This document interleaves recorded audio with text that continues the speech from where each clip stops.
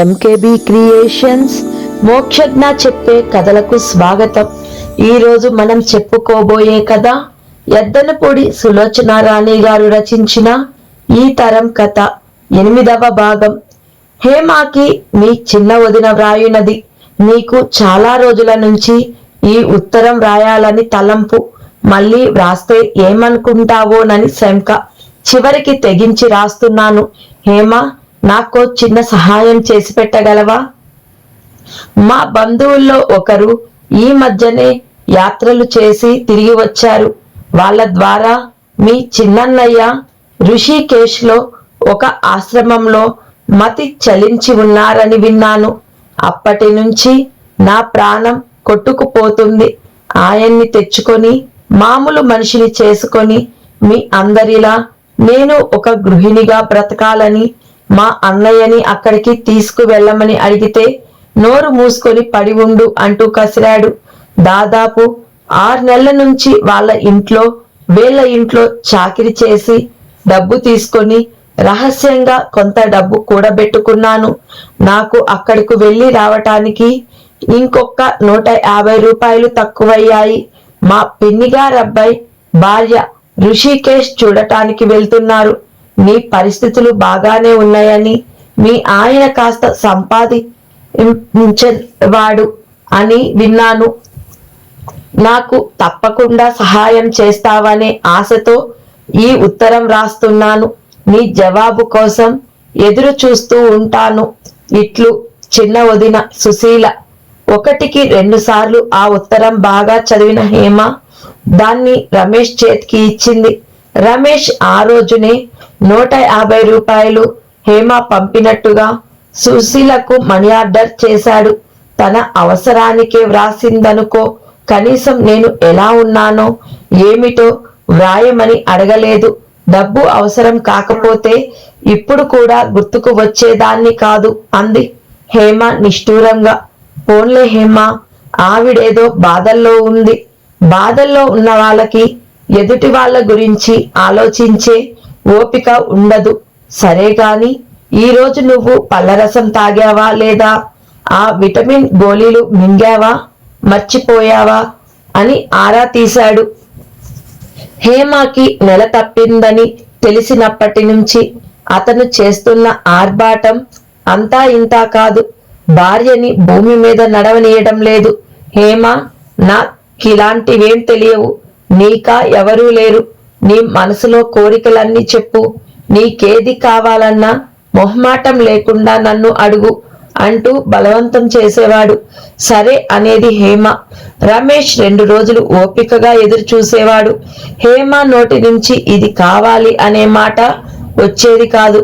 ఏం కోరేవేం అనేవాడు అసహనంగా. నాకేం అవసరం లేనప్పుడు ఏం అడగను అనేది హేమ. నిజం చెప్పు, నీకు ఏ కోరికలు లేవా? హేమ తల అడ్డంగా ఊపేది. మరి అంత కోరికలు లేకుండా ఉండటం మంచిది కాదు హేమ. పుట్టబోయే బిడ్డకి ఒట్టి సన్యాసి మనస్తత్వం వస్తుంది అనేవాడు. హేమ ఏం కోరుతుంది? 1000 కళ్ళతో అతను అన్నీ అమర్చి చూస్తుంటే నెలలు దగ్గర పడుతున్న కొద్దీ హేమకి ఏదో భయం, చెప్పలేని దిగులు కలిగేవి. ఎన్నోసార్లు అన్నా వదిన గుర్తుకు వచ్చేవాళ్ళు. ఒక్కసారి ఆలోచనలతో తలదించుకొని పరధ్యానంగా కూర్చుంది. రమేష్ ఎప్పుడొచ్చాడో గుర్తించనే లేదు. వెనకగా వచ్చిన అతను లాలనగా భుజాల మీద చేతులు వేసి తన వైపు తిప్పుకున్నాడు.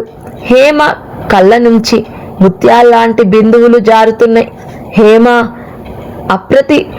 బద్ధుడై ఉన్నట్టు చూశాడు. ఈరోజు అతను చేసిన గొడవ అంతా ఇంతా కాదు. ఫోన్ చేసి మాధురిని పిలిపించాడు. సుందరాన్ని రప్పించాడు. హేమ దేనికో బాధపడుతుంది, నాకు చెప్పటం లేదు, మీరైనా కనుక్కోండి అంటూ తొందర చేసేశాడు. ఏం లేదు, కళ్ళల్లో నలకపడి నీళ్లు వచ్చాయి. దానికింత రభసా అంది హేమ నవ్వుతూ. హేమకి కోపం వచ్చింది, సిగ్గేసింది కూడా. ఈ ప్రపంచంలో తను ఒక్కడే తండ్రి అయినట్టు ఆ బాధ్యత, ఆనందం ఇంకెవరికీ అర్థం కానట్టు ప్రవర్తిస్తున్నాడతను. హేమ, ప్లీజ్ నీ మనసులో ఉన్న బాధేదో నాకు చెప్పు. నోటితో చెప్పలేకపోతే కాగితం మీద వ్రాసి ఇవ్వు. నువ్విలా మానసికంగా దిగులు పడుతుంటే ఒట్టి నీరసం మొహం శిశువు పుడతాడేమో అంటూ బాధపడ్డాడు. రమేష్, నువ్వు మరి ఇంత గొడవ చేస్తావనుకోలేదు. ఊరికే కూర్చుంటే అన్నయ్య వదిన జ్ఞాపకం వచ్చారు. వదిన నా పుట్టబోయే పిల్లల గురించి ఆడిన సరసాలు గుర్తుకు వచ్చాయి. అంతే, నీ మీద ఒట్టు, అంతకంటే ఇంకేమీ లేదు అని చెప్పేసింది. రమేష్ నిశ్చేష్టుడైనట్టు చూశాడు. హేమా, పోని నేను వెళ్ళి బ్రతిమలాడి నచ్చ చెప్పి మీ వదినని తీసుకురానా? వద్దు వద్దు, అలాంటి పని కలలో కూడా చేయవద్దు. పోని ఆకాశరామన్న ఉత్తరం రాయినా తనే వస్తుందేమో. పిల్ల కలగని ఎత్తుకొని నేనే వెళ్తాను అంది నవ్వుతూ. హేమ ఆ మాట అని ఉండకపోతే తను నిజంగా రంగనాయకి కోసం వెళ్ళి ఉండేవాడు. రమేష్ మార్వాడి దగ్గర అప్పు తీసుకొని షాప్ కొనేశాడు. మాధురిని పార్ట్నర్గా కలుపుకొని బట్టల దుకాణం తెరిచాడు. హేమకి అప్పటికే 5వ నెల. మనిషి ఒళ్ళు చేసి రంగు మరింత కాంతివంతమైంది. రమేష్ కళ్ళు భార్యని వీడలేనట్టుగా అంటి పెట్టుకునే ఉండేవి. అతనికి క్షణం ఊపిరాడన మాట నిజమే. కానీ ఎంత పని ఉన్నా వేళ ప్రకారం టెన్షన్గా భోజనానికి ఇంటికి వచ్చేవాడు. హేమ అతని ఎదురుగా కూర్చొని భోజనం చెయ్యాల్సిందే. చైల్డ్ సైకాలజీ మీద బజారులో దొరికిన పుస్తకాలన్నీ కొని తెచ్చి హేమ ముందు పోగు చేసి చదవమని వేధించేవాడు. ఆ పుస్తకాలు చదవమంటే హేమ ప్రాణం మీదకి వచ్చినట్టు చూసేది. హేమకి చదవటం ఇష్టం లేదని గ్రహించిన రమేష్ రోజు రాత్రిపూట 1 గంట చదివి వినిపించేవాడు. హేమ అతను చదవటం మొదలుపెట్టిన 5 నిమిషాలకే ఆవలింతలు మొదలుపెట్టేది. ఇంకొక 10 నిమిషాలు ఓపిక తెచ్చుకొని వినటానికి ప్రయత్నించేది. ఆ పైన హేమకి సాధ్యమయ్యేది కాదు. దిండు మీద తల ఆంచి రమేష్ చెంపలని పక్క నుంచి అందంగా కనిపిస్తున్న ముక్కుని మగసరి ఉట్టిపడే అతని చేతుల్ని గమనిస్తూ గాఢ సృష్టిలోకి జారిపోయేది. పుస్తకం చదువుతూ మధ్యలో ఎప్పుడు తలెత్తి చూసిన రమేష్ భార్య నిద్రపోయిందని కలుసుకోగానే పుస్తకం పక్కన పెట్టి హేమకి దుప్పటి కప్పి దిండు సరిచేసి లైట్ తీసేసేవాడు. పుస్తకం తీసుకొని అవతల గదిలోకి వెళ్ళి కూర్చొని రాత్రి పొద్దుపోయే వరకు క్షుణ్ణంగా చదివేవాడు. అతని మస్తిష్కం నిండా పుట్టబోయే బిడ్డని గురించి రకరకాల ఆలోచనలు వచ్చేవి. హేమ నెలలు నిండుతున్న కొద్దీ రమేష్ ఆతురత ఎక్కువయింది. రోజుకి ఒక్కసారైనా క్యాలెండర్ చూసి రోజులు లెక్క పెట్టేవాడు. నిండు గర్భంతో కొద్దిగా నీరు పట్టి మెరుస్తున్న ముఖంతో భారంగా ఇంట్లో తిరుగుతున్న హేమాని చూస్తుంటే అతనికి ఎలాగో ఉందే ఏది. అబ్బా, ఇంకా ఎన్ని రోజులు, ఎన్ని గంటలు, ఎన్ని వేల క్షణాలు ఎదురు చూడాలో అనిపించేది. ఒక్కొక్కసారి సస్పెన్స్ భరించలేనట్లుగా ఏదన్నా మాంత్రిక శక్తి పొంది హేమ గర్భంలో నుండి ఆ శిశువుని తన చేతులతో పదిలంగా యువతలకి తీసి చూడాలనే కుతూహలం కలిగేది. ఏమిటోయ్, మీ ఆవిడ కూడా పడని బాధంతా నువ్వు పడుతున్నావు అంటూ సుందరం అప్పుడప్పుడు రమేష్ని తమాషా చేసేవాడు. సుందరం, ఆడపిల్ల మగపిల్లాడా, నువ్వు పందంకాయ్ అన్నాడు రమేష్. ఆడపిల్లే, 100 రూపాయలు పందం కాశాడు సుందరం. కాదు, మగపిల్లవాడే అన్నాడు రమేష్ నవ్వుతూ. సరే చూస్తాంగా అన్నాడు సుందరం నవ్వుతూ. రమేష్ మాధురితో కూడా అన్నాడు, మీరు నాకు జోష్యం చెప్పండి, ఆడపిల్ల మగపిల్లవాడా? మగపిల్లవాడే, అచ్చు మీ పోలికలుగానే పుడతాడు అంది మాధురి. ఆడపిల్ల అయితే కాదు, పందెం. ఆడపిల్ల పుడితే 100 రూపాయలు నేను మీకు ఇస్తాను, మగపిల్లవాడు పుడితే నాకు పెంచుకోవటానికి ఇచ్చేయండి అంది మాధురి నవ్వుతూ. రమేష్ 1000 కళ్ళతో ఎదురు చూసిన ఈ క్షణం రానే వచ్చింది. హేమ ఆ రోజంతా బద్ధకంగానే ఉంది. రమేష్ సైట్ మీదకి వెళ్ళనని కూర్చుంటే ఏదైనా ఉంటే ఫోన్ చేస్తానుగా అంటూ బలవంతం చేసి పంపించింది. అతను అయిష్టంగానే వెళ్ళాడు. సాయంత్రం 3 గంటలు అవుతుండగా మాధురి హేమను నర్సింగ్ హోంలో అడ్మిట్ చేశానని ఫోన్ చేసింది. రమేష్ సరాసరి నర్సింగ్ హోంకి వచ్చేశాడు. చెమటలు పట్టి పాలిపోయిన ముఖంతో ఉన్న రమేష్ని హేమ చూడగానే 2 చేతులు చాస్తూ, రమేష్, నాకు భయం వేస్తుంది, నువ్వు వదినను తీసుకురా, వదిన కావాలి నాకు అంటూ బావురమంది. రమేష్ చప్పున ఒక్క అంగలో వచ్చి హేమ 2 చేతులు అందుకొని తల మీద చేయి వేసి గుండెలకు అదుముకున్నాడు. నాకు భయం వేస్తుంది, నేను చచ్చిపోతాను, బ్రతకను, వదినని తీసుకురా. హేమ కన్నీళ్లతో అతని షర్ట్ తడిసిపోయింది. రమేష్ నీరు కారిపోయాడు. అతను రంగనాయకి కోసం పరిగెత్తటానికి సిద్ధంగానే ఉన్నాడు. కానీ ఇందుపల్లె ఇక్కడ ఉందా? పోని సుందరాన్ని పంపిస్తే? అతని మనసు గజిబిజిగా అయిపోయింది. హేమాని పరీక్ష చేయడానికి వచ్చిన డాక్టర్ ఏడుస్తున్న హేమాని, పదవి పట్టుకొని కూర్చున్న రమేష్ని క్షణం సేపు అలాగే చూసింది. మీరు వెళ్ళండి అంటూ హెచ్చరించింది. రమేష్ హేమాని వదిలి గది బయటకి వచ్చాడు. హేమాని స్ట్రెచ్చర్ మీద పడుకోబెట్టి అతని ముందు నుంచే లేబర్ రూమ్కి తీసుకువెళ్లారు. హేమ అక్కడి నుంచి అబ్బా, అమ్మా అని పెడుతున్న కేకలు అతని గుండెల్ని చీలుస్తున్నాయి. హేమ మళ్ళీ అతని కంటికి ప్రాణాలతో కనిపిస్తుందా? రమేష్ అంటూ పిలుస్తుందా? అతని కళ్ళల్లోకి వణుకు వచ్చింది. హేమ కన్నీళ్లతో తడి అయిన షర్టుని అరచేత్తో ఆప్యాయంగా రాసుకున్నాడు. లేడీ డాక్టర్ యువతలికి వచ్చింది. మీరు ఇక్కడ ఉండి చేసేది కూడా ఏం లేదు, ఇంకా చాలా టైం ఉంది, మీ ఫోన్ నెంబర్ ఇచ్చి వెళ్ళి మీ పని చూసుకోండి అని వెళ్ళిపోయింది. ఈవిడ మనిషా రాక్షసా? ఓ చెంప భార్య ప్రసవ వేదనతో చావు బ్రతుకులతో ఉంటే వెళ్ళి పని చూసుకోమంటుందేమిటి అనుకున్నాడు. ఈ కబురు తెలిసిన సుందరం కూడా పరిగెత్తుకు వచ్చాడు. రమేష్, కాన్పు అయ్యిందా? నేను గెలిచానా ఓడానా అన్నాడు ఆతృతగా. ఇంకా చాలా టైం ఉందట సుందరం. ఆ లేడీ డాక్టర్ ఇప్పటికే 2 సార్లు నన్ను వెళ్ళిపోమ్మని తరిమింది. మనం కూడా వెళ్ళిపోతే ఇక్కడ హేమ దగ్గర ఎవరుంటారు? మాధురేమో ఆ కేకలు అరుపులు నేను వినలేను బాబోయ్, నాకు భయం అని ఇందాకే చెప్పేసింది, ఇప్పుడెలా అన్నాడు.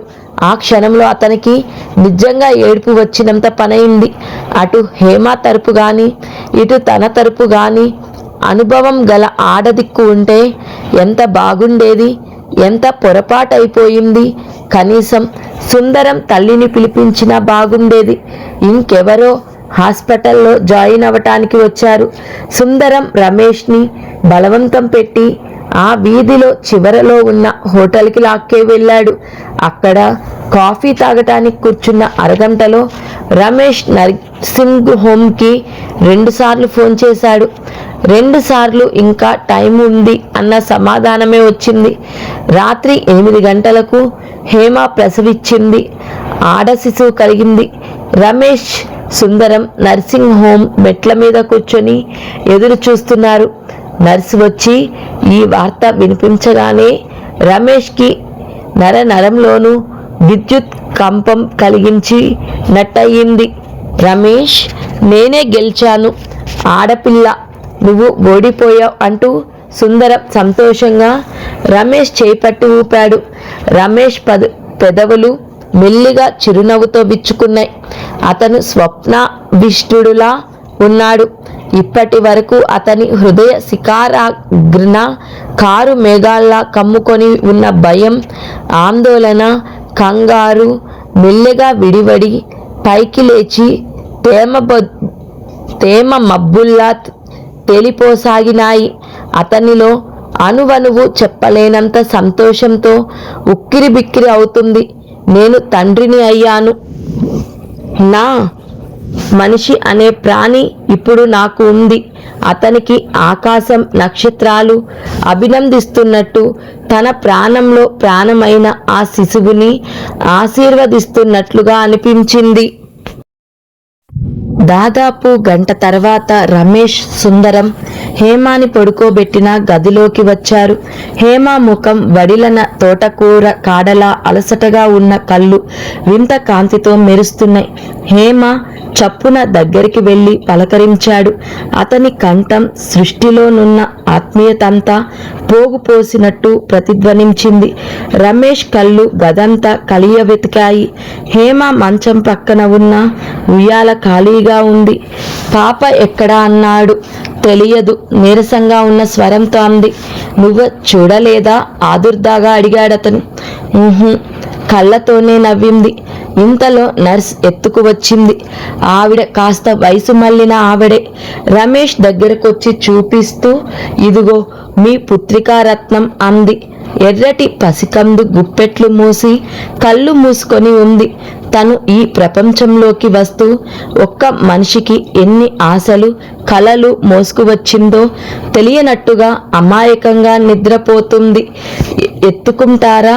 వచ్చా? నర్స్ అడిగింది. రమేష్ తల ఊపాడు. అపురూపమైన దాన్ని అతి పదిలంగా పట్టుకున్నట్టు చేతిలోకి తీసుకున్నాడు. డియర్, డియర్, నువ్వు పుడుతూనే నాకు 100 రూపాయలు లాభం తెచ్చిపెట్టావు కదా అన్నాడు సుందరం మురిపంగా చూస్తూ. హేమ కుతూహలంగా రమేష్ వైపే చూస్తుంది. ప్రప్రథమంగా తన కూతుర్ని చూసుకుంటున్న ఆ క్షణంలో అతని ముఖం పితృగర్వంతో చిత్రంగా గమ్మత్తుగా ఉంది. కష్టతరమైన రాజ్యాలు జయించిన మహాచక్రవర్తిలా ఉన్నాడతను. హేమకి చాలా సంతృప్తిగా అనిపించింది. మీలో ఎవరైనా వెళ్ళి కాస్త వేడివేడి కాఫీ తెచ్చి ఆ అమ్మాయికి ఇవ్వండి అని పురమాయించింది నర్స్. నేను తెస్తాను అంటూ సుందరం పరిగెత్తాడు. ఆగండి, ఫ్లాస్క్ ఇస్తాను అంటూ నర్స్ అతని వెనకే బయటకు వెళ్ళింది. గదిలో రమేష్ ఒంటరిగా మిగిలిపోయాడు. హేమ, అతని పెదవులు అస్పష్టంగా కదిలినాయి. అతని కంఠం గాద్గాదికమైంది. చప్పున వంగి హేమ నుదిటి మీద సున్నితంగా ముద్దు పెట్టుకున్నాడు. అతని మనసు గ్రీష్మ ఋతువులో తొలకరి వాన కురిసిన భూమిలా ఉంది. 21వ రోజు కూతురి నామకరణ మహోత్సవం. చాలా డబ్బు ఖర్చు పెట్టి ఘనంగానే జరిపించాడు. హేమ వద్దన్నా వినకుండా తెలిసిన అందరినీ భోజనాలకి పిలిచాడు. పిలిచిన వారిలో జగదాంబ, సుశీలమ్మ, సుబ్బులు తల్లి లాంటి వ్యక్తులు కూడా ఉన్నారు. రమేష్, నేను వాళ్ళని చచ్చినా పిలవను అంది హేమ. మొండితనం చేసి నాకు కోపం తెప్పించకు. మనం మంచి మనసుతో అందరినీ పిలుద్దాం.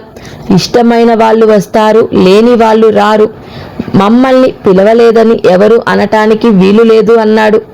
ఎక్కువ డబ్బు ఖర్చు అని కూడా చూడకుండా సిటీలో పేరు పొందిన వంటల బ్రాహ్మణులను పిలిపించి రుచిగా వంట తయారు చేయించాడు. పాపకి పేరు ఏమి పెట్టటమా అన్న మీమాంస వచ్చింది. మాధురి ఒక 100 పేర్లు, సుందరం ఒక 1000 పేర్లు లిస్టు తెచ్చారు. రమేష్కి వాటిల్లో ఏది నచ్చలేదు.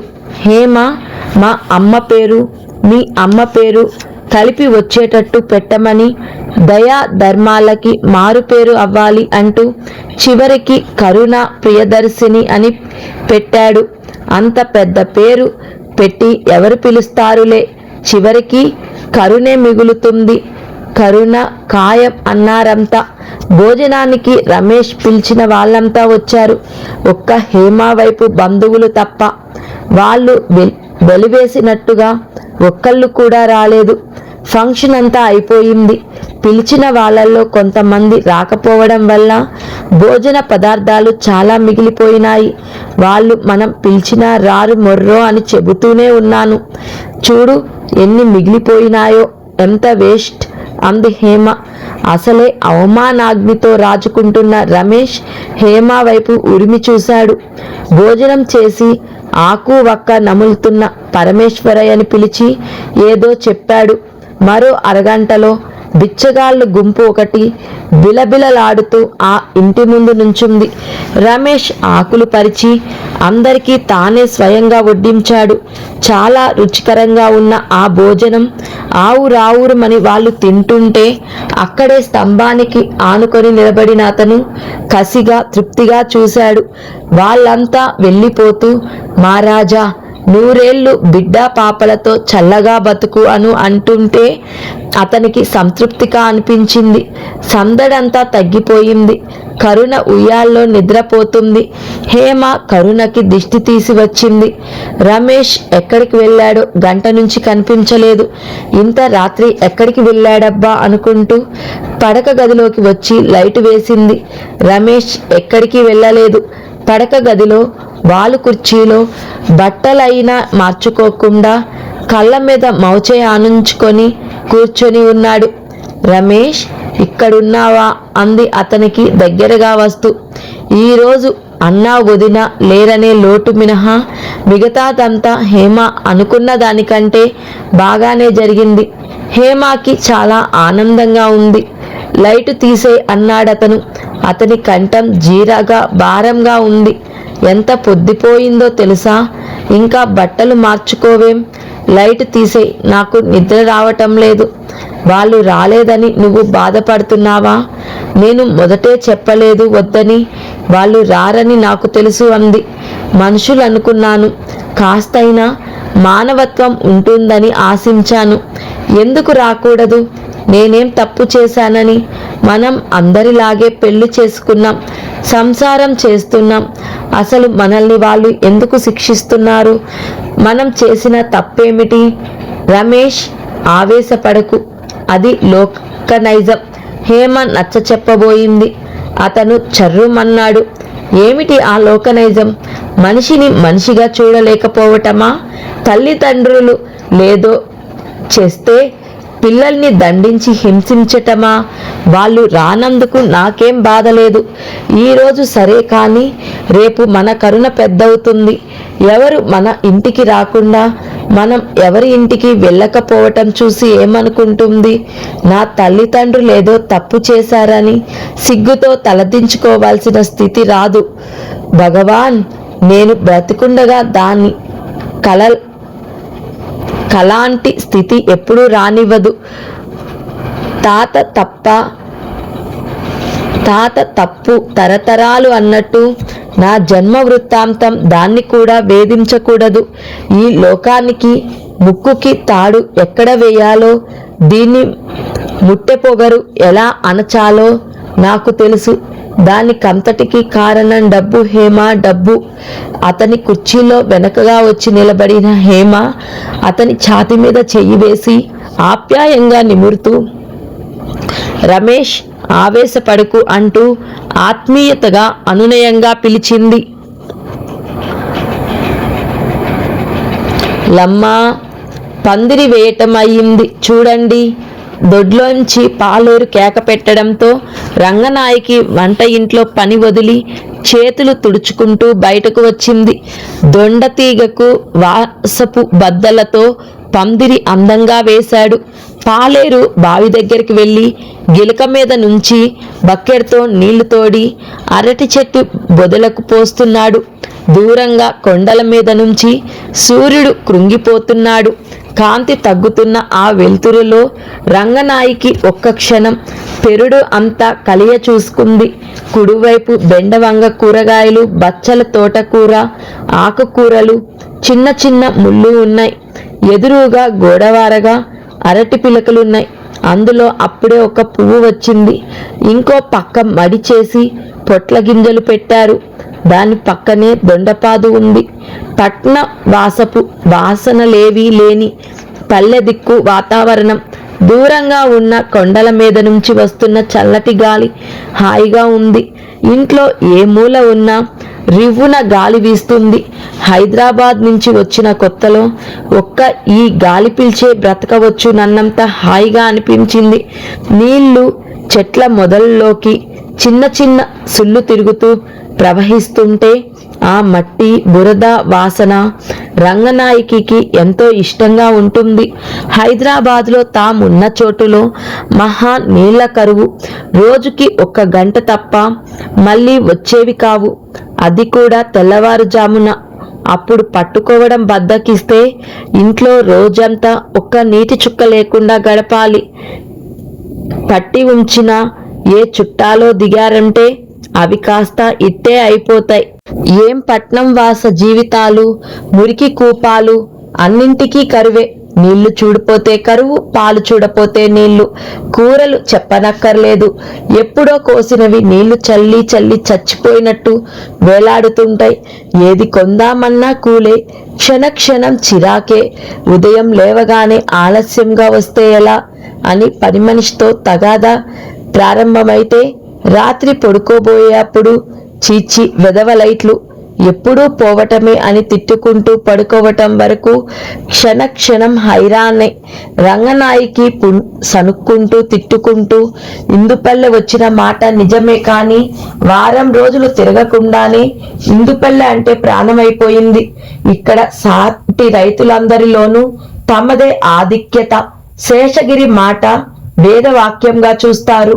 మంచి గాలికి, కమ్మటి కూరలకి సంవత్సరాల తడబడి మొహం వాచిపోయిన రంగనాయకి దొడ్లో బావి నిండా నీళ్లు, రోజు బుట్టడికి తక్కువ కాకుండా కూసే కూరగాయల మొక్కలు చూడగానే పెట్టె నిండా డబ్బు, ఒంటి నిండా నగలు ఉన్నంత సంతృప్తి, ఆనందం లభించాయి. ఇల్లు పెంకుటిల్లు అయినా కింద గచ్చుతో విశాలంగా ఉన్న గదులతో హాయిగా ఉంది. హైదరాబాద్ లో ఉన్నప్పుడు ఇంటికి ఎవరైనా చుట్టాలు వస్తే గుండెల్లో గుంపెడు దిగులు పుట్టుకొచ్చేది. ఇక్కడ ఒకసారి చెప్పకుండా 10 మంది వచ్చినా బాధపడలేదు. హేమ ఎలా ఉందో, కూతురు పుట్టిందని బారసాల చేసుకున్నారని సుశీలమ్మ గారు ఉత్తరం రాసింది. చూస్తుండగానే రోజులు ఎంత త్వరగా గడిచిపోయినట్టున్నాయి. హేమాకి మేం ఇక్కడ చాలా సుఖంగా ఉన్నామని తెలిస్తే ఎంత బాగుండును అనుకుంది రంగనాయకి. అమ్మా, ఏమన్నా పెట్టవే అంటూ వచ్చాడు మధు. ఇప్పుడే కదరా దోశలు తిన్నావు అంది రంగనాయకి. నాకేం తోచలేదు, ఏదైనా పెట్టు అన్నాడు మధు విసుగ్గా. మధు, ఈ మాట రోజుకి 10 సార్లు అంటావు. తినటం తిరగటం తప్ప ఇంకే పని లేని వాడికి చురుగ్గా విసుగ్గా ఉంది. ఆ ఊళ్ళో ఉన్న రైతుల పిల్లలకి క్రికెట్ నేర్పాలని ఎంతగా ప్రయత్నించాడు. వాళ్ళు కాసేపు ఆడినట్టే ఆడి, ఛ ఇదేం బాగోలేదు, చెడుగుడు అయితే మేం ఆడతాం అనేవాళ్ళు. మధుకి ఆ ఆట నచ్చేది కాదు. గోడం బిళ్ళ నేర్చుకున్నాడు, కానీ అది నచ్చలేదు. ఇందుపల్లి వచ్చిన ఈ సంవత్సరంలో మధు బాగా ఏపుగా ఎదిగాడు. రంగనాయకి వాడి చదువు పాడైపోతుందే అని బెంగ వేధిస్తూనే ఉంది. చదివి ఉద్ధరించేది మాత్రం ఏముంది, వ్యవసాయం నేర్చుకోమను అనేవాడు శేషగిరి. యాక్సిడెంట్లో చెయ్యి దెబ్బతిన్న తర్వాత అసలే చిరాకు మనిషి అయిన అతను మరీ కోపిష్టిగా అయిపోయాడు. రంగనాయకి కొడుకు సంగతి పెద్ద సమస్య అయ్యింది. చిన్నారి కరుణ రోజుల పసికందుగా యోగ నిద్ర వదిలి నెలలు పాపాయిగా మారి నోట్లో వేలుంచుకొని కేరింతలు కొడుతూ ఉంటే రమేష్ గుండెల్లో చిరుగంటలు మ్రోగుతున్నట్టుగా ఉండేది. కరుణ బోసి నవ్వులు, బొర్లపడటాలు, పాకటం, మంచాలు పట్టుకొని లేవటానికి ప్రయత్నించటం, ఇవన్నీ చూస్తుంటే అతని హృదయాకాశాన ఉదిగించిన నెలవంక దినదిన ప్రవర్ధమానమవుతున్నట్లుగా ఆ వెన్నెలతో అతని మనసు, ఇల్లు పునీతం అవుతున్నట్టు అనిపించేది. అతని చూపుడు వేలు ఆ చిన్నారి చేతులకు అందించి లేత పాదాలు తడబడుతూ అడుగులు వేయటం నేర్చుకుంటుంటే అతనికి ఎవరెస్టు అధిగమించినంత ఆనందంగా ఉండేది. చూడవచ్చిన వాళ్ళెవరైనా అమ్మాయి అచ్చు మీ పోలికే సుమండి అని అంటే అతని పితృహృదయం గర్వంతో పొంగిపోయేది. కరుణతో పాటు అతని జీవితంలో ప్రవేశించిన ఐశ్వర్యం, దానివల్ల వచ్చే సందడి కూడా కరుణతో పోటీ పడ్డట్టుగా నేనంటే నేనన్నట్టుగా పెరగసాగాయి. కరుణ మొదటి పుట్టినరోజు నాడు హేమ ఇంట్లో తనే స్వయంగా తీపి పదార్థాలు తయారు చేసింది. పుట్టినరోజు వేడుక సుందరం, మాధురి వరకే పరిమితంగా ఇంటి సభ్యులతోనే గడిచింది. రెండో పుట్టినరోజున మాధురి తన ఫ్రెండ్స్ని కూడా పిలిచి రమేష్ దగ్గర బలవంతంగా పార్టీ జరిపించుకుంది. అప్పటికి రమేష్ ఇంకా మాధురి ఆస్తిపాస్తులు చూస్తున్న దశలోనే ఉన్నాడు. ఎక్కడికి వెళ్ళినా ఏం చేసినా మాధురికే ప్రాధాన్యత ఉండేది. కరుణ మూడో పుట్టినరోజు వచ్చేసరికి రమేష్ ముఖ్యమైన ధనవంతులందరి చేత గుర్తింపబడుతున్న హోదా తెచ్చుకున్నాడు. అప్పటికే అతని జీవితంలో మాధురి ప్రాధాన్యత తగ్గి నీడలా అయిపోయింది. కరుణ నాలుగో పుట్టినరోజు వచ్చేసరికి బట్టల షాపు పక్కన మరో రెడీమేడ్ షాప్ తెరిచాడు. రాష్ట్రంలో ఉన్న బియ్యం కొని పరాయి రాష్ట్రాలకు ఎగుమతి చేసే పర్మిట్ కోసం అతను తీవ్రంగా కృషి చేస్తున్నాడు. ఫణిభూషణ్ రావు గారి వ్యాపారం కోడిగట్టిన దీపంలా మస్తబారసాగింది. దానికి ముఖ్య కారణం కూడా రమేషే. ఫణిభూషణ్ రావుకి వ్యాపారంలో కుడిభుజంలా తల్లో నాలికగా ఉండే మేనేజర్ ఆయన దగ్గర మానేసి రమేష్ దగ్గరికి వచ్చి చేరాడు. ఈ వ్యాపారాలన్నీ గురించిన లావాదేవీల్లో అతను అఖండుడు. రమేష్ అతనికి రెట్టింపు జీతం ఇస్తానని, పెట్టుబడి లేకుండా వచ్చిన లాభాల్లో ₹1 వాటా పంచుతానని ఆశపెట్టి తన వైపుకు తిప్పుకున్నాడు. రమేష్ అంచనా వృధా కాలేదు. గోవిందరావు మేనేజర్గా వచ్చినప్పటి నుంచి వ్యాపారం సర్వతోముఖంగా అభివృద్ధి చెందసాగింది. నిజానికి మాధురికి ఎందుకో గాని గోవిందరావు పోడే గిట్టదు. కానీ మాధురి అయిష్టాన్ని రమేష్ లక్ష్య పెట్టలేదు. సంవత్సరం తిరిగేసరికి వ్యాపారంలో లాభం చూసిన తరువాత మాధురికి మాట్లాడే అవకాశం లేకపోయింది. రమేష్ జీవితం 1000 రేకుల పద్మంలా నానాటికి విస్తృతం కాసాగింది. ఇప్పుడు అతనికి పరిచయస్తులు పెరిగారు. కొంతమంది అతనితో కావాలని పరిచయం పెంచుకుంటే మరికొంతమందితో అతనే స్వయంగా సంబంధ బాంధవ్యాలు పెట్టుకుంటున్నాడు. వీళ్ళంతా కలవటానికి, మాట్లాడటానికి ఎక్కడో ఏదో ఒక సందర్భం కావాల్సి వచ్చేది. అందుమూలంగా తప్పకుండా ఏదో ఫంక్షన్, పార్టీయో ఏర్పాటయ్యేది. అది తరచూ అతని ఇంట్లో జరుగుతూ ఉండేది. రమేష్ జీవితంలో నానాటికి అధికమవుతున్న ఈ సందడికి అలవాటు పడాలని ఎంత ప్రయత్నించినా హేమకి సాధ్యం కావటం లేదు. రమేష్ ఆదరాబాదరా ఇంటికి వచ్చో ఫోన్ చేసో, హేమ, ఈరోజు మన ఇంట్లో డిన్నర్, కొంచెం వంటకి ఏం కావాలో చూడు, ఒక 10 మంది దాకా రావచ్చు అనేవాడు. మొదట్లో హేమ ఎంత ఆతురతగా ఒళ్ళంతా విరుచుకున్నట్టు కష్టపడి అన్ని ఏర్పాట్లు చేసేది. చెప్పిన ప్రకారం మనుషులు ఎప్పుడూ వచ్చేవాళ్ళు కాదు. నలుగురు ఎక్కువ తక్కువ అయ్యేవారు. ఎక్కువైతే చాలకపోవటం, తక్కువైతే మిగిలిపోవటం జరిగేది. ఏం జరిగినా హేమకి బాధగానే ఉండేది. వాళ్ళు వచ్చిన మొదలు వెళ్ళే వరకు ఇల్లంతా సందడిగా గడిబిడిగా ఉండేది. హేమకి ఇల్లు ఒక్క క్షణం శుభ్రంగా లేకపోతే ఒళ్ళంతా తేళ్లు జేర్లు పాకినట్లు ఉంటుంది. అందువల్ల ఎంత పొద్దుపోయినా సరే ఇల్లంతా సర్ది శుభ్రం చేసి గాని పడుకునేది కాదు. తర్వాత విసుగు పుట్టిన హేమ రమేష్ పార్టీ అనగానే ఏ హోటల్లోనో ఇచ్చుకోమనేది. ఒక్కోసారి అతనికి కోపం వచ్చేది. అయినా హేమని బాధ పెట్టేవాడు కాదు. రమేష్తో కొన్నిసార్లు తప్పనిసరిగా అతని వెంట ఆ పార్టీలకి వెళ్లాల్సి వచ్చేది. మిగతా వాళ్ళ భార్యలు కూడా వచ్చేవాళ్ళు. మగవాళ్ళు భోజనాలు చేసి ఏదో వ్యాపారం గొడవలు మాట్లాడుకుంటుంటే వీళ్ళు వంట వాళ్ళ గురించి, ఫారిన్ అలంకరణ సామాగ్రి గురించి, డబ్బు ఇబ్బందుల గురించి మాట్లాడుకుంటూ ఉండేవాళ్ళు. డైమండ్ నెక్లెస్ పెట్టుకొని ఖరీదైన వాణి బ్యాగ్ ఒళ్ళో పెట్టుకొని 400 రూపాయలకి తక్కువ కాని పట్టుచీర కట్టుకొని అతిగా తినడం వల్ల స్థూలంగా అయిపోయిన ఒక ఆవిడ సోఫాలో కాలు మీద కాలేసుకొని డబ్బు ఇబ్బంది గురించి మాట్లాడుతుంటే హేమకి వింతగా ఉండేది. ఇంకొక రకం వాళ్ళు ఉండేవాళ్ళు. వాళ్ళకి ఎక్కడ లేని గొప్పలు. మా అమ్మాయి ఐస్ క్రీమ్ తప్ప అన్నం ముట్టుకోదు, మేం కింద కూర్చొని భోజనం చేయలేం అన్న ధోరణిగా ఉండేది. మగవాళ్ళు రాత్రింబవళ్ళు మరో ధ్యాస లేకుండా ఏ పని చేయటానికైనా వేరవకుండా డబ్బు సంపాదించి తెచ్చిపోస్తుంటే తిని తిరుగుతూ ఖర్చు పెడుతూ షోకేసుల్లో బొమ్మల్లా అలంకరించుకొని తిరగటం వీరి పని. కాస్త స్థితి తక్కువ వాళ్ళని చూస్తే వాళ్ళకి అసహ్యం. 2 చేతులా సంపాదించే ఆ మగవాళ్ళు లేని రోజున వీళ్ళు ఇంట్లో పనిచేసే అప్పలమ్మ లాంటి వాళ్ళు. అయ్యా, చంటాడికి జ్వరం ఉంది, 10 రూపాయలు ఇవ్వండి, జీతంలో కట్టుకుందురు గాని అని అడిగినప్పుడు భర్త ఇస్తే చచ్చేంత అనుమానం. తన ఇల్లంతా దోచేస్తున్న మనిషిని చూస్తున్నట్టు దాన్ని పురుగులా చూస్తారు. భర్త సంపాదన మీద ఆశ తప్ప మనసుల్లో భర్త మీద గౌరవం కించిత్తు కూడా ఉండదు. భర్త డబ్బుతో సృష్టించి ఇచ్చిన హోదా, ఐశ్వర్యం, డబ్బు సుఖం అనే ఊచలు గల బంగారు పంజరాల్లో జీవితాంతం బందీలుగా నిశ్చింతగా గడపగలరు.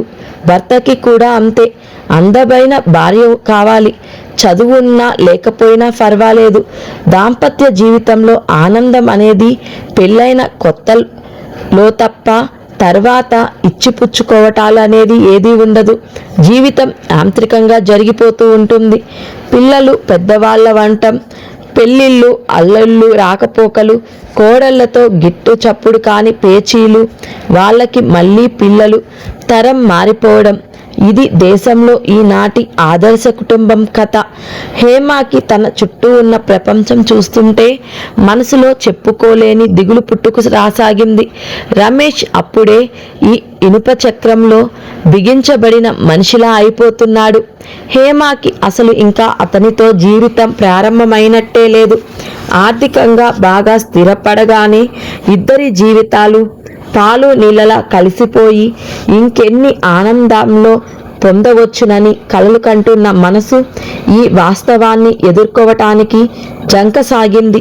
ఈ లెక్కన చూస్తే తన జీవితం సగం అయిపోయినట్టే.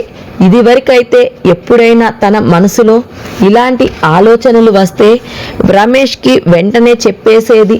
అతను అనునయంగా ఏదో ఒకటి చెప్పేవాడు. కానీ ఇప్పుడు అతనికి అసలు తీరుబడి వినే ఓపిక రెండూ లేనే లేవు. ఎప్పుడైనా కాస్త టైం దొరికితే కూతురి మంచి నిద్రలో ఉన్నా సరే చక్కలు గింతలు పెట్టి లేపి ఆటలు ప్రారంభిస్తాడు. రమేష్ కరుణతో ఆడే ఆటలు, మాట్లాడే మాటలు హేమకి చిత్రంగా, తమాషాగా, చూడ కుతూహలంగా ఉండేవి. ఒకసారి అతను కూతుర్ని గుండెల మీద పడుకోబెట్టుకొని ముద్దులాడుతూ, కులం లేని వాడికి, మతం లేని వాడికి పుట్టిన నా బంగారం, రేపు ఈ రాకాసి లోకం నిన్ను నీ కులం ఏమిటి, నీ మతం ఏమిటి అని నిలదీస్తే ఏం చెబుతావే? అమ్మ బిక్కమొహం వేసి బేలచూపులు చూస్తావా? వద్దు వద్దు. ధైర్యంగా తలెత్తి గుండెల మీద చెయ్యి వేసుకొని, మూఢ మతులారా, నాది కొత్త తరం, మా మతం మానవత్వం, మా కులం మంచితనం అని హుందాగా సమాధానం చెప్పాలి. తెలుసా, మీ నాన్న సిగ్గుపడే పని ఏది చేయలేదమ్మా, చెయ్యడు కూడా అన్నాడు. ఏమిటా మాటలు? దాంతో ఆడుతున్నావా? నీలో నువ్వు మాట్లాడుకుంటున్నావా? అక్కడ ఉన్న హేమ మందలించింది. రమేష్ చెయ్యి జాచి హేమ చెయ్యి పట్టి దగ్గరకు లాక్కున్నాడు. మళ్ళీ కూతురి వైపు చూస్తూ, నాకు మీ అమ్మకి అయిన పెళ్ళే కాదని ఈ లోకం మమ్మల్ని ఈసడి వస్తుందే. అమ్మలు, నువ్వు త్వరగా పెద్దవ్వు. ఆకాశమంత పందిరి, భూమి అంత అరుగు వేసి ప్రపంచంలో ఉన్న బ్యాండ్ మేళాలన్నింటినీ రంపించి భువన బొంతరాలు దద్దరిల్లే శబ్దంతో నీ పెళ్లి చేస్తాను అంటుండగానే అతని కళ్ళు పరధ్యాసగా అయినాయి. అతని కళ్ళెదుట చిన్నారి కరుణ నుదుటిన తిలకంతో, తల నిండా పూలతో, బుగ్గన కాటుక చుక్కతో, మధుపర్కాలతో, మునుసిగ్గులు దోబూచులాడుతున్న కళ్ళతో తనకి నమస్కరించటానికి వస్తున్నట్టే కనిపించసాగింది. అబ్బా, ఇంకా ఎన్నేళ్ళు అన్నాడు అప్రయత్నంగా. బాగుంది ఈ కలలు కనటం. హేమ నవ్వింది. రమేష్ చేత్తో హేమ మెడని చుట్టి దగ్గరకు లాక్కొని చెవిలో రహస్యంగా చెప్పాడు. హేమ, అప్పుడే కరుణకి 2 ఏళ్ళు. అయితే నాకింకో బుజ్జి పాపాయి కావాలి, పుత్రరత్నం. మరే పాపం, పిల్లల్ని కనటం తప్పితే నాకింకేం పనుంది? హేమ అతని చెయ్యి తప్పించుకొని లేచింది. ఏం ఇష్టం లేదా నీకు? అతని కళ్ళల్లో ఆశాభంగం కనిపించింది.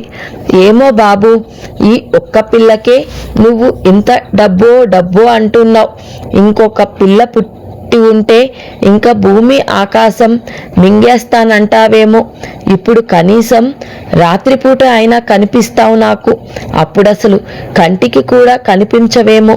హేమ నిష్ఠూరంగా అన్నది. ఏమిటి హేమ, ఏ తల్లిదండ్రులకి తమ పిల్లల్ని ఉన్నతంగా ఉంచాలని ఉండదు? మరి ఇంతగానా? నేనెక్కడా చూడలేదు బాబు. భార్య కంఠంలో అతనికి ఏదో హెచ్చరిక కనిపిస్తున్నట్టుగా అనిపించింది. కరుణ 5వ పుట్టినరోజు చాలా ఘనంగా జరిగింది.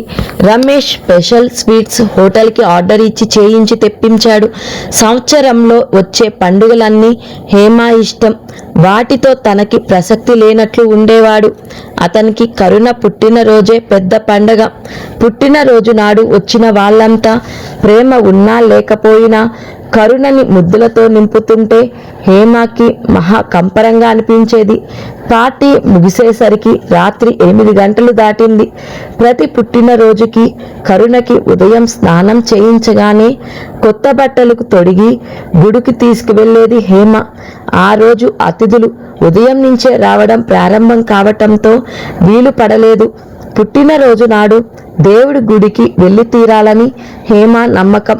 వచ్చిన వాళ్ళంతా వెళ్ళిపోతున్నారు. హేమ కరుణని లోపలకు తీసుకువెళ్ళి కొత్త గౌను మార్పించి ముఖం కాళ్ళు చేతులు కడిగి తెల్లటి ఇస్త్రీ ఫ్రాక్ తొడిగింది. చెప్పులేసుకో అంది హేమ. ఎక్కడికి మమ్మీ? గుడికి వెళ్దాం మనం. మరి డాడీ? రమేష్ ఇంట్లో ఉంటే కరుణ క్షణం అతన్ని వదలదు. డాడీ రారు. కరుణ పుట్టినప్పుడు 21వ రోజున హేమ రమేష్ని గుడికి వెళదామని బయలుదేరదీస్తే అతను రాలేదు. నాకు నమ్మకం లేని పనులు నేను చేయలేను. నీ దగ్గర నటించటం నా వల్ల కాదు. హేమ, నువ్వెళ్ళు, నేను రాను అన్నాడు. హేమ ఆ తర్వాత మళ్ళీ ఎప్పుడు ఆ ప్రసక్తే అతని దగ్గర తీసుకురాలేదు. ఈరోజు తండ్రి వస్తేనే బయలుదేరుతానని కరుణ పేచీ పెట్టగానే హేమకి కోపం వచ్చింది.